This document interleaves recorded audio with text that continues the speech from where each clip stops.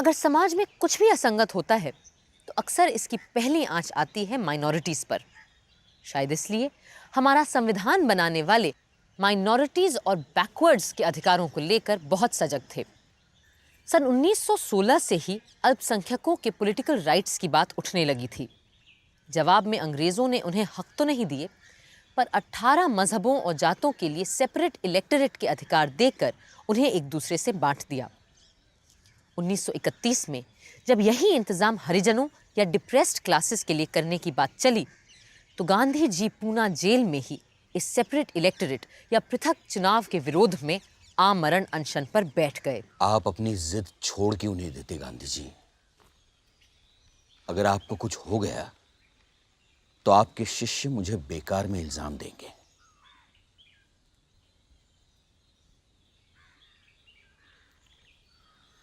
आमरण अनशन करने का फैसला मेरा अपना है, और अगर मुझे कुछ हो गया तो उसके लिए कोई और नहीं, सिर्फ मैं जिम्मेदार होऊंगा।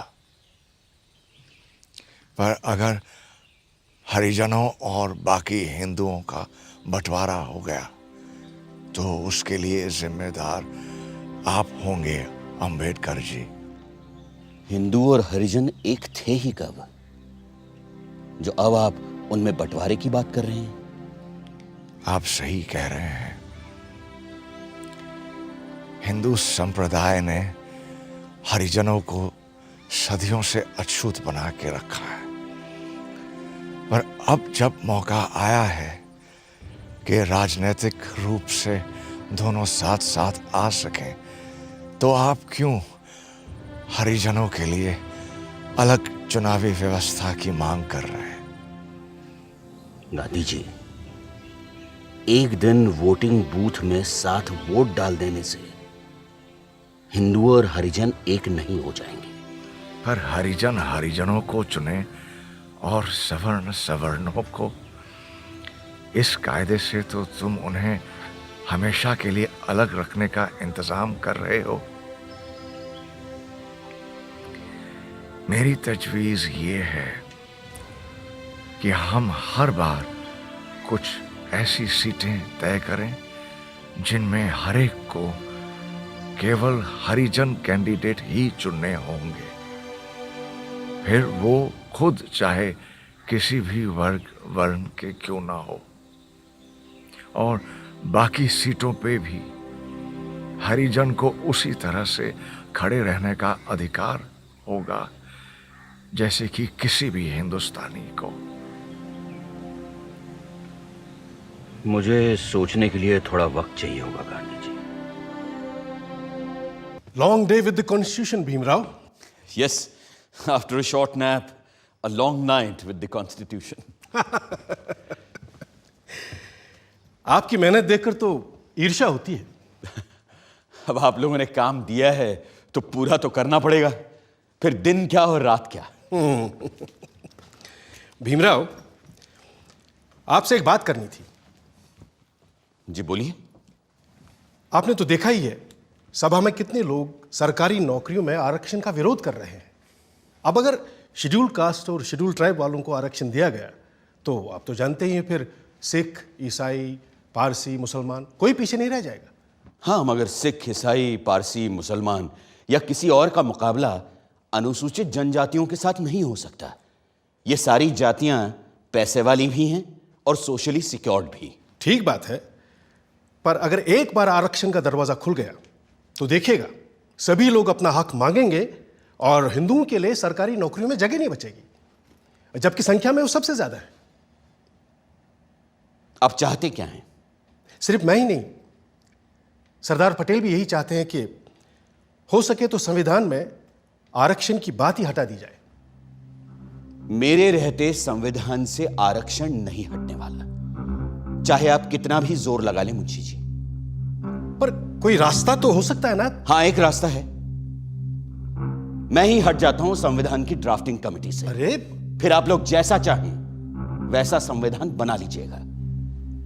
सुनिए भीमराव, मुंशी जी की बातों से आप नाराज हो गए भीमराव?